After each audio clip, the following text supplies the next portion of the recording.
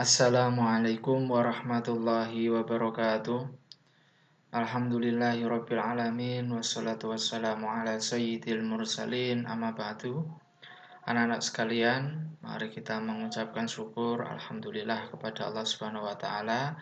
Kita semua masih diberi kesehatan sehingga kita mampu mengikuti KBM BDR secara daring dengan lancar ini. Kedua kalinya, sholawat serta salam mudah-mudahan tetap terlimpah curahkan kepada Nabi Muhammad SAW yang sangat kita harapkan syafaatnya di yaumil qiyamah besok. Anak-anak, sebelum kita mulai, mari kita berdoa dahulu dengan membaca suratul Fatihah. Mudah-mudahan apa yang akan kita pelajari bisa bermanfaat fid dini wad dunya wal akhirah. Amin.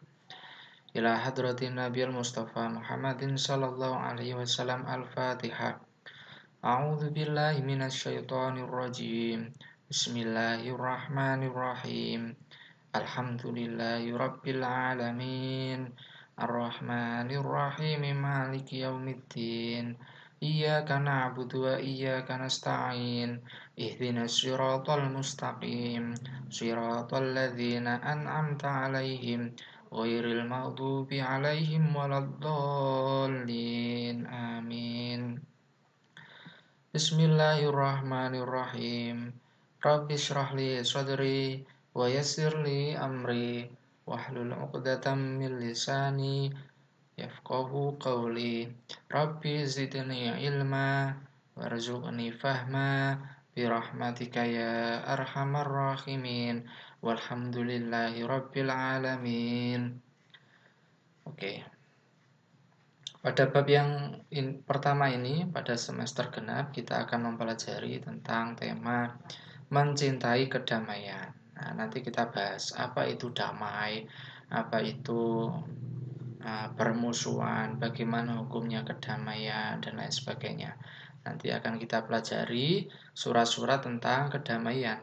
Nah, ada Al-Hujurat ayat 9, Al-A'raf ayat 199, ada An-Nahl ayat 126, kemudian ada At-Tolak ayat 2.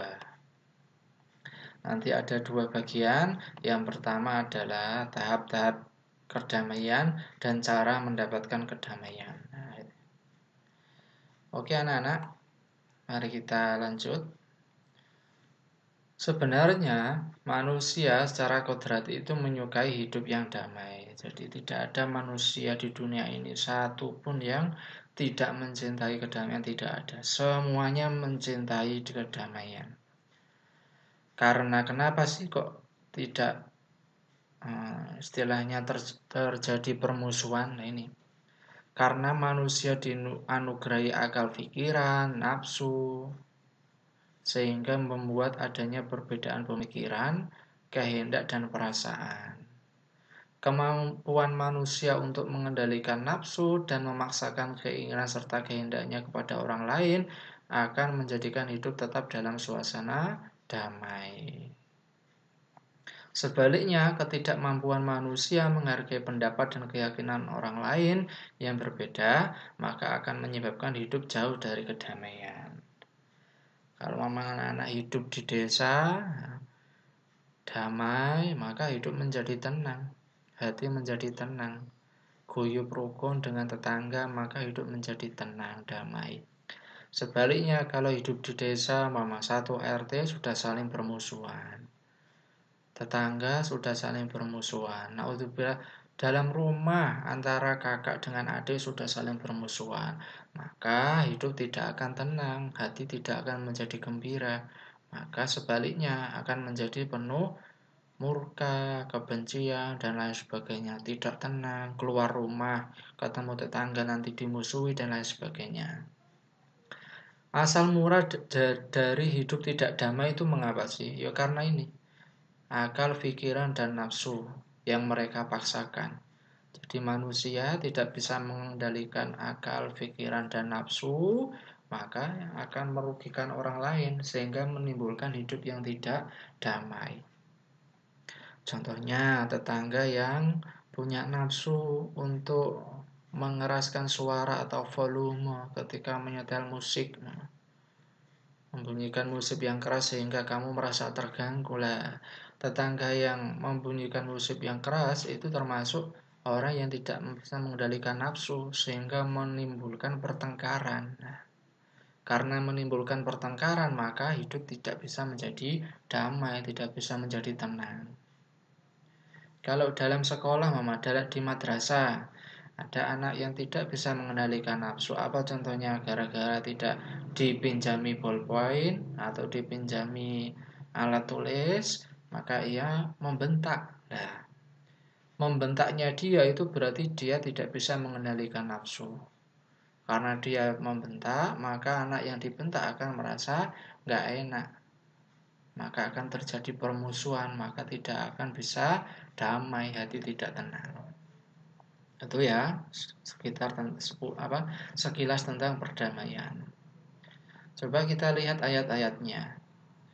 Yang bagian A ini tahap-tahap perdamaian. Ada satu surat Al-Hujurat ayat 9. Kita baca bersama-sama. Bismillahirrahmanirrahim. Wa in ta'ifatani minal mu'minina qatatalu fa aslihu bainahuma.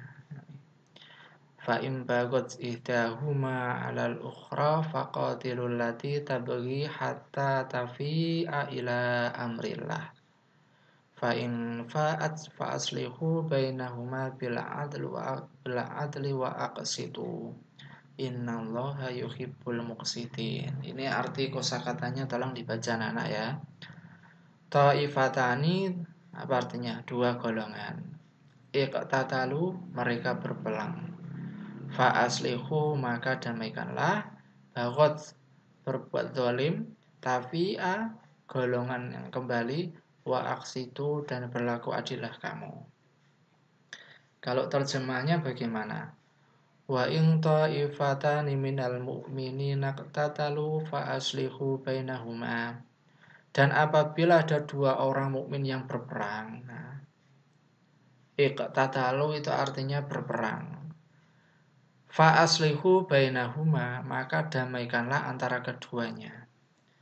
Apabila ada orang mukmin satu dengan orang mukmin yang lainnya itu bermusuhan, tidak saling sapa, maka fa aslihu bainahuma. Apa artinya?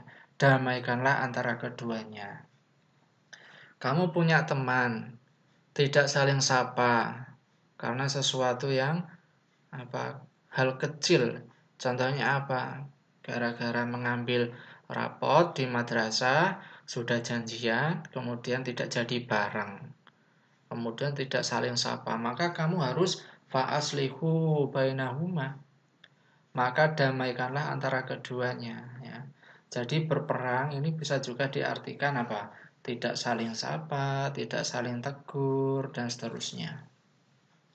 Kamu punya saudara, ya, adik kakak, keduanya musuhan. Gara-gara apa? Gara-gara iri. Yang satu diberi uang jajan yang banyak, yang satu tidak. Maka kamu sebagai orang yang paham agama, jurusan keagamaan, maka harus fa'aslihu bainahuma. Maka damaikanlah antara keduanya. Bagaimana cara mendamaikan antara keduanya? Ya, diomongi dengan baik-baik, dinasehati, harus bersabar, harus saling memaafkan, dan sebagainya. Lanjutan ayat, fa'im bagot ihdahuma 'alal ukhra faqatilul lati tabghi hatta tafi'a ila amrillah. Jika salah satu dari keduanya berbuat zalim terhadap golongan yang lain, maka perangilah yang berbuat zalim itu, sehingga golongan itu kembali kepada Allah. Fa'in fa'at fa'aslihu bainahuma bil adl wa aqsitu. Jika golongan itu telah kembali kepada Allah, maka damaikanlah antara keduanya dengan adil dan berlaku adillah. Sesungguhnya Allah mencintai orang-orang yang adil. Nah, ini nanti kita terangkan asbabun nuzulnya. Kandungan ayat. Sebenarnya ayat ini tuh turun karena apa sih? Nah, ini kita baca.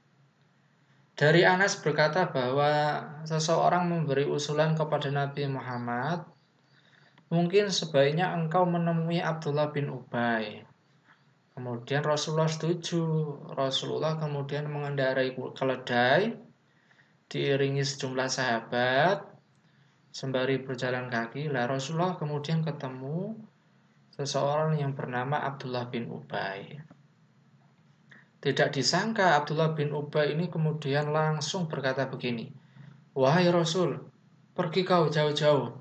Demi Allah, bau busuk keledaimu itu membuat mual," kata Abdullah bin Ubay. Maka sahabat Nabi dari Ansar berkata, "Demi Allah, wahai Abdullah bin Ubay, bau keledainya Rasulullah ini adalah bahkan lebih wangi daripada bau badanmu." Itu kata sahabat yang membela Rasulullah. Kemudian antara sahabat dengan Abdullah bin Ubay langsung istilahnya apa? Cekcok. Habis cekcok kemudian mereka saling pukul dengan tangan kosong, dengan alas kaki, ada juga dengan pelepah kurma. Kemudian turunlah ayat ini. Apa maknanya? Allah menerangkan bahwa jika ada golongan orang mukmin berperang, maka harus diusahakan perdamaian antara kedua pihak tersebut. Nah, maka harus didamaikan meskipun sahabatnya itu cekcok kemudian saling baku hantam dengan Abdullah bin Ubay, maka hendaknya wajib didamaikan, wajib kita islah. Kalau makna mufradatnya apa? Iqtatalu.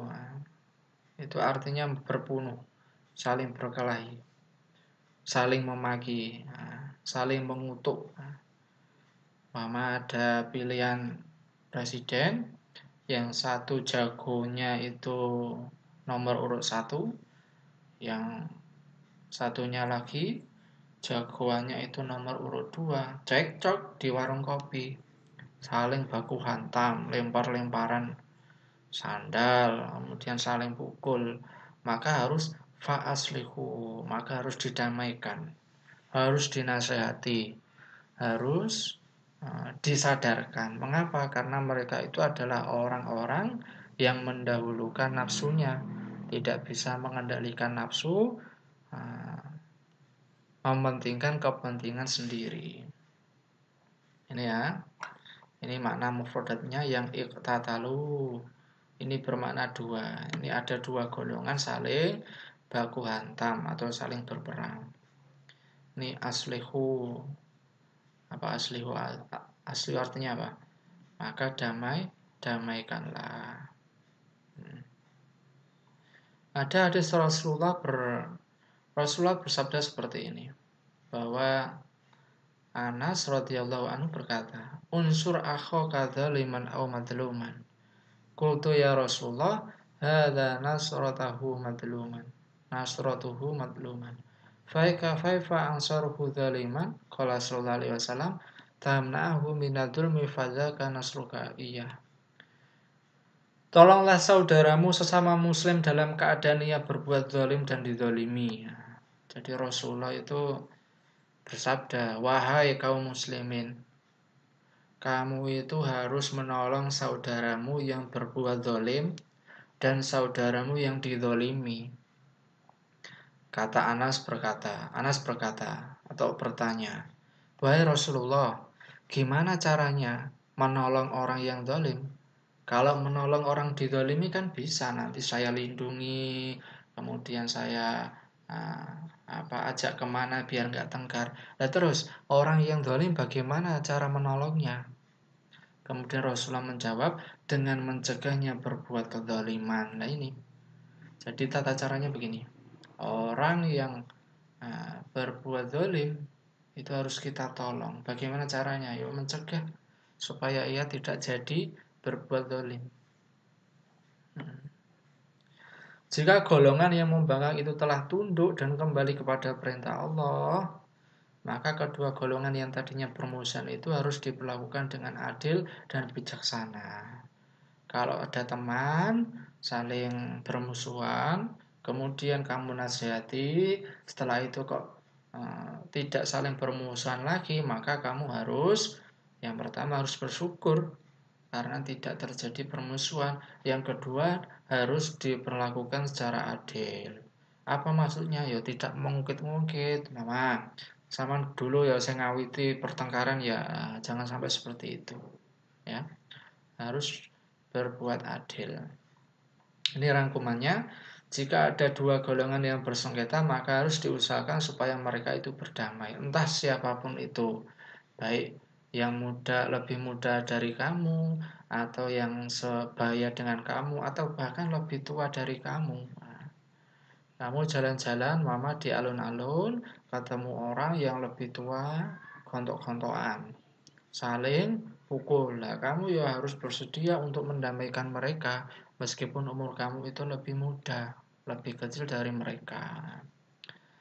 Jika salah satu dari pihak pembangkang, maka harus diperangi hingga tunduk dan bersedia mengadakan perdamaian. Nah ini bagi orang yang tidak mau didamaikan, maka ya wajib kita istilahnya balas. Meskipun tidak membalas itu lebih baik. Nanti kita terangkan pada ayat selanjutnya. Semua usaha perdamaian harus dilandasi dengan keadilan dan diselesaikan secara tuntas, harus adil, tidak boleh memihak. Nah, karena kamu lebih akrab dengan B umpama, karena B tengkar BA, kamu lebih belani B. Nah, itu tidak boleh. Sesama dia muslim, maka kita wajib untuk mendamaikan keduanya tanpa pilih kasih. Kemudian yang B, nah ini cara-cara memperoleh kedamaian. Yang pertama, surat Al-A'raf ayat 199. Khudhil afwa wa'mur bil 'urfi wa'rid 'anil jahilin. Khud, ini arti kosakatanya. Apa khud artinya? Khud itu artinya jadilah. Khudhil afwa berarti jadilah afwa. Afwa itu apa? Pemaaf. Jadilah pemaaf. Wa'mur bil urfi dan perintahkanlah berbuat yang a'rif mungkar. Apa a'rif? Berbuat baik, berbuat ma'ruf. Wa'rid anil jahilin serta berpaling dari orang-orang yang jahil, orang-orang yang bodoh. Cara garis besarnya bagaimana? Kamu disuruh oleh Allah untuk menjadi seseorang yang pemaaf. Mudah memaafkan. Digarai konco ya maafkan aja, nggak apa-apa, ikhlas. Kamu umpama dimusuhi teman, digibahi teman, dirasani teman, ya nggak apa-apa, dimaafkan saja, saya maafkan. Nah, itu perintahnya Allah. Sulit Pak, ya sulit. Tapi kalau kita terbiasa untuk memaafkan orang lain, maka kita akan mudah sekali memaafkan orang lain. Umpama kejadian sepele, diajak teman, kemudian diprank, gak jadi, nah itu gak apa-apa, dimaafkan saja ya. Tidak dikonco teman, dimusuhi gara-gara nggak mau diajak ngopi ya, dimaafkan saja. Khudil afwa, jadilah engkau pemaaf. Wa'mur bil urfi, dan suruhlah orang untuk mengerjakan kemakrufan. Temennya jam 7 belum bangun, padahal sudah waktunya KBM, maka yuk dibangunkan. Ayo rek belajar, sudah dimulai. Ayo rek bangun, waktunya kita buka Google Meet atau Google Classroom dan sebagainya. Wa'arid anil jahilin, serta berpalinglah dari orang-orang yang bodoh.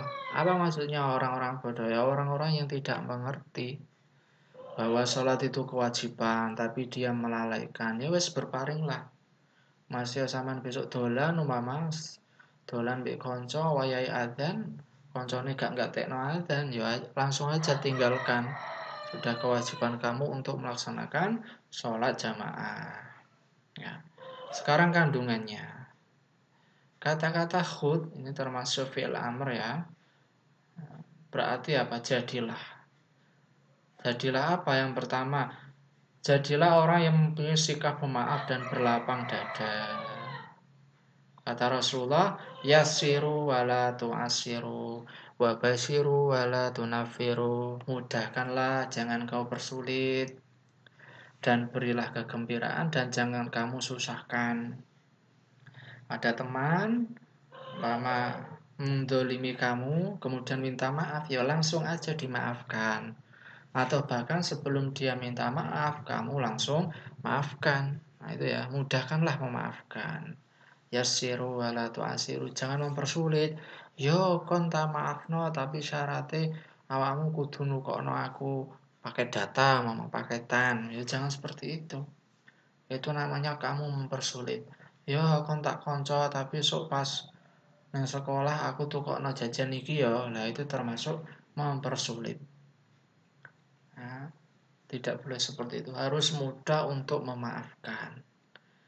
Seperti Rasulullah itu, meskipun Rasulullah itu dizalimi orang yang ya, sangat keras.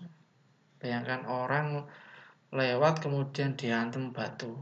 Kayak Rasulullah itu orang lewat, Rasulullah lewat, kemudian dihantam batu sampai berdarah kepalanya. Rasulullah langsung memaafkan. Kalau kamu bagaimana? Seumpama dizalimi orang itu, dijengklang mama karena jahil, apakah kamu memaafkan atau kamu balas? Ya harus dimaafkan meskipun itu sengaja. Mengapa? Ya, karena khudil afwa. Jadilah kamu orang yang pemaaf. Sulit, tapi wajib kita coba. Ini ya, ini termasuk perintah agama. Jadi orang yang sikapnya pemaaf dan berlapang dada, ya menerima. Jenenge konco jahil ya wis biasa. Jenenge teman, kadang ya sadar, kadang ya enggak. Kadang ya gibah, kadang ya tidak. Lah itu ya harus berlapang dada punya teman seperti itu. Mengapa? Kalau kamu ingin teman yang sempurna, gak gibahan, kemudian baik dengan kamu, kemudian loyal dengan kamu, ya sampai ujung dunia ya tidak akan bisa menemukan.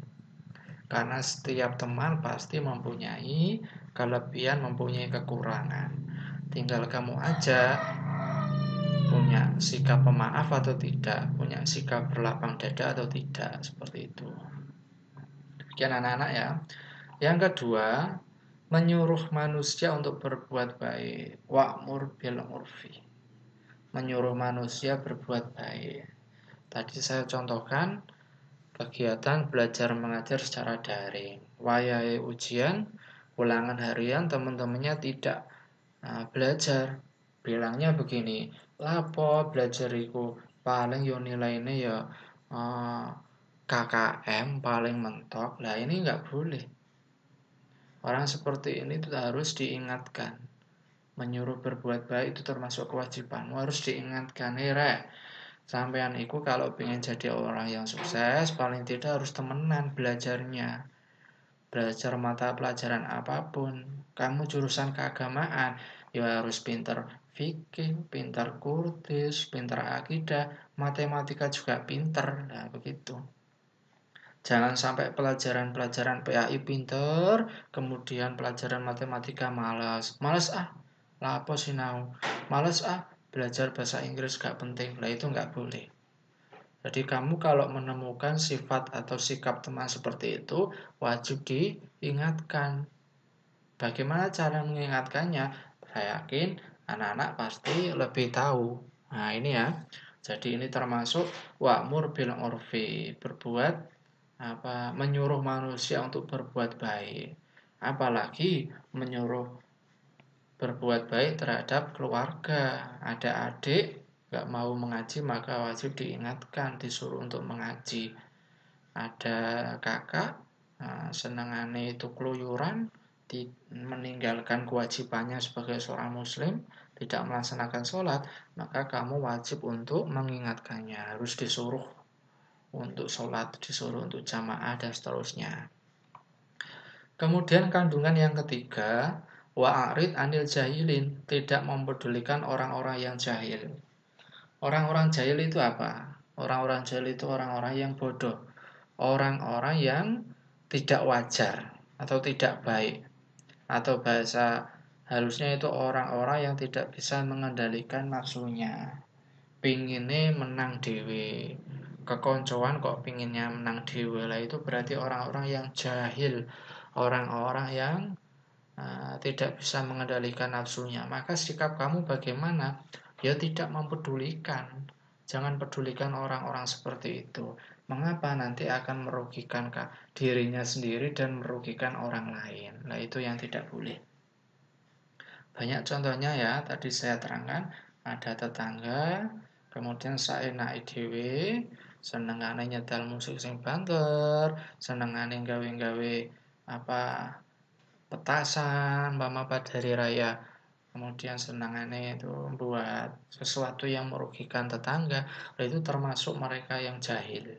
Artinya apa? Tidak bisa mengendalikan nafsunya. Maka wajib a'rid anil jahilin, harus berpaling, ditinggal lagi konco kayak ngono iku. Didoakan mudah-mudahan mereka sadar. Seperti itu anak-anak ya. Kemudian selanjutnya An-Nahl ayat 126. Ini ayatnya, wa in aqabtum fa'aqibu bimisli ma uqibtum bih wala in sabartum lahuwa khairul lisabirin. Arti kosakatanya aqabtum artinya apa? Kamu membalas bimisli dengan sama. Terjemahnya, wa in aqabtum fa'aqibu bimisli ma uqibtum bih. Dan jika kamu membalas, maka balaslah dengan balasan yang sama, dengan sisaan yang ditimpakan kepadamu. Artinya apa? Kalau kamu umpama di jalan, kemudian dipukul oleh temanmu, maka kamu boleh untuk memukul teman. Maka kamu boleh untuk membalas apa yang dizalimkan kepada kamu.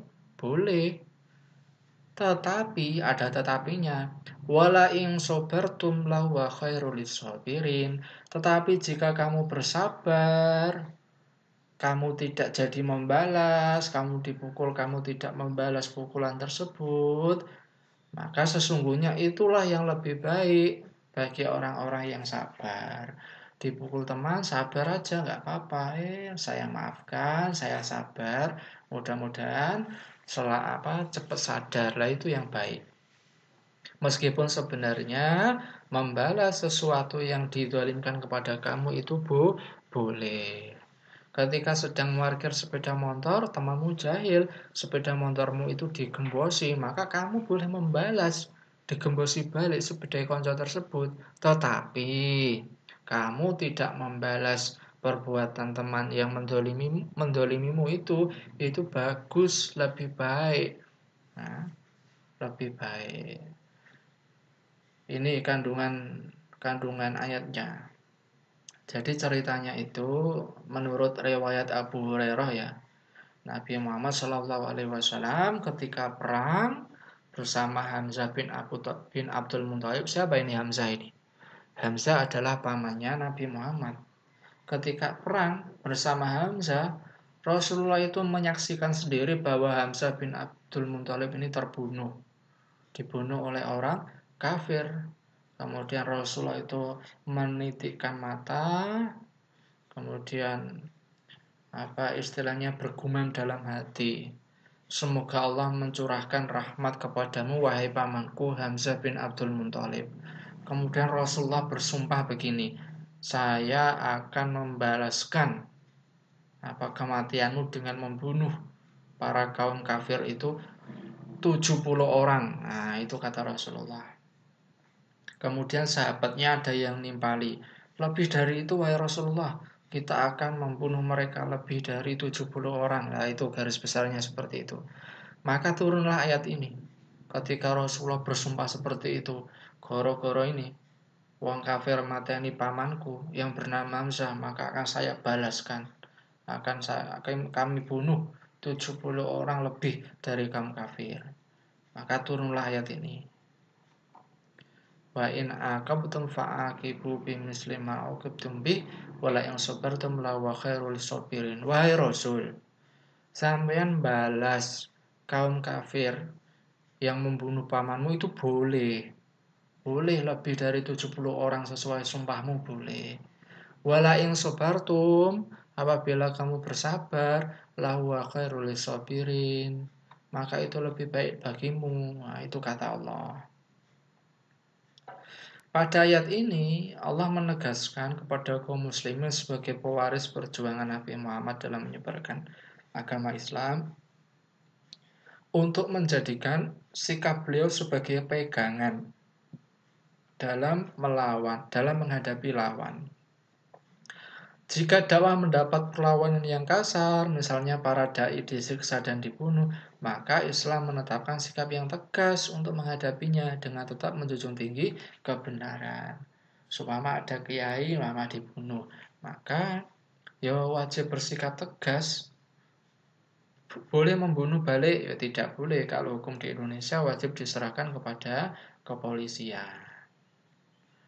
Ada dua macam jalan yang diterangkan dalam ayat ini. Yang pertama adalah membalas dengan balasan yang seimbang, tetapi jangan melampaui batas. Yang kedua, menerima tindakan permusuhan itu dengan hati yang sabar dan memaafkan kesalahan. Umpama, kamu punya tetangga jahil, umpama, pot bunganya dirusak karena jahil, maka kamu sebenarnya boleh membalas dengan merusak pot bunganya mereka. Tetapi kalau kamu itu sabar, memaafkan, ya, tidak merusak balik, maka itu lebih baik bagimu. Paham ya?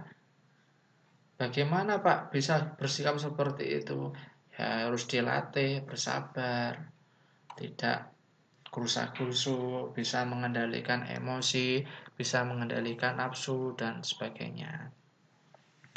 Kemudian pada surat yang ketiga ini At-Tolak ayat 2, فَإِذَا بَلَغْنَا أَجَلَهُنَّ فَأَمْسِكُوهُنَّ بِمَعْرُوفٍ أَوْ فَارِقُوهُنَّ بِمَعْرُوفٍ وَأَشْهِدُوا ذَوَا عَدْلٍ مِنْكُمْ وَأَقِيمُوا الشَّهَادَةَ لِلَّهِ ذَلِكُمْ يُوعَظُ بِهِ مَنْ كَانَ يُؤْمِنُ بِاللَّهِ وَالْيَوْمِ الْآخِرِ وَمَنْ يَتَّقِ اللَّهَ يَجْعَلْ لَهُ مَخْرَجًا. Arti kosakatanya ini tentang apa? Tentang ayat iddah ya. Jadi seorang suami yang menala istrinya, kemudian istrinya di masa iddah, setelah selesai masa iddahnya boleh dirujuk kembali atau boleh diceraikan. Nah, seseorang yang merujuk kembali istri mereka, maka wajib merujuk dengan dengan ma'ruf, dengan baik. Apabila bercerai dengan mereka, maka juga harus dengan ma'ruf. Apa artinya dengan baik? Tidak menimbulkan permusuhan, tidak menimbulkan sesuatu yang malah memperburuk suasana. Tapi naudzubillah ya, jadi seseorang yang cerai itu sebenarnya seburuk-buruk perbuatan. Boleh tapi dibenci Allah. Jadi anak-anak besok kalau nikah tidak boleh atau hindarilah yang namanya cerai. Gak baik ya. Ayatnya artinya begini. Apabila mereka telah mendekati masa iddahnya, maka rujuklah kembali kepada mereka dengan baik, atau lepaskanlah mereka dengan baik, dan persaksikanlah dengan kedua orang saksi yang adil di antara kamu. Dan hendaklah kamu tegakkan kesaksian itu karena Allah. Demikian pengajaran itu diberikan kepada orang yang beriman kepada Allah dan hari akhirat. Barang siapa bertakwa kepada Allah, niscaya dia akan membukakan jalan keluar baginya. Sebenarnya inti dari ayat ini itu apa? Ma'rufnya ini loh. Fa'idha balagna jalahunna fa'amsikuhunna bima'ruf. Ma'rufnya ini. Au farikuhunna bima'ruf. Apabila seorang suami ingin rujuk terhadap istrinya, maka rujuklah dengan ma'ruf, dengan baik. Au farikuhunna bima'ruf. Karena istrinya selingkuh, umpama na'udzubillah, maka harus diceraikan dengan ma'ruf, dengan baik. Bagaimana maksudnya bima'ruf?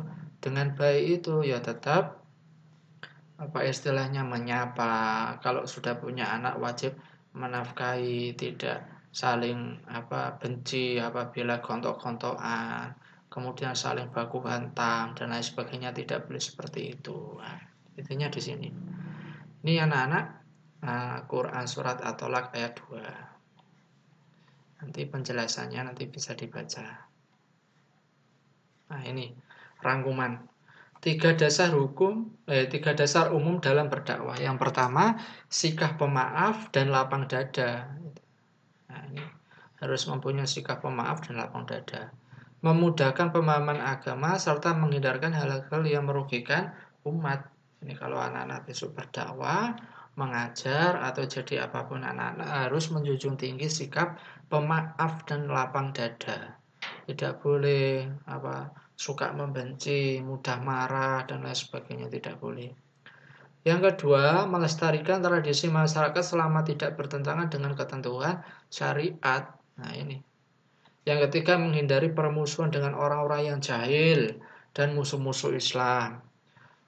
Harus dihindari orang-orang yang jahil, orang-orang yang tidak bisa mengendalikan nafsunya. Senangane menang dewe ini harus dihindari. Meskipun sebelum menghindari mereka itu kita harus berkewajiban untuk mendoakan, ya Allah sadarkanlah mereka, mudah-mudahan mereka cepat sadar supaya tidak berbuat jahil lagi. Nah, seperti itu. Jika terjadi rintangan terhadap jalan dakwah berupa kekerasan atau permusuhan, dibolehkan menghadapinya. Dilawan balik boleh dengan cara yang serupa atau seimbang. Tetapi memaafkan mereka, orang yang memusuhi kita, orang yang berbuat keras terhadap kita, itu lebih baik daripada kita membalas mereka. Yang ketiga, seorang istri yang sudah hampir habis masa iddahnya, maka dibolehkan rujuk oleh suaminya dengan baik. Ya, ini kata intinya, dengan baik. Atau boleh juga diceraikan tetapi dengan jalan yang baik pula. Demikian anak-anak pada kesempatan kali ini. Nah, ini tentang menciptakan kedamaian. Mudah-mudahan apa yang sudah saya sampaikan bisa dipahami oleh anak-anak semua. Mudah-mudahan apa yang kita telah pelajari bisa bermanfaat baik sekarang maupun yang akan datang. Kurang lebihnya mohon maaf. Wallahul muwaffiq ila aqwamit thoriq. Wassalamualaikum warahmatullahi wabarakatuh.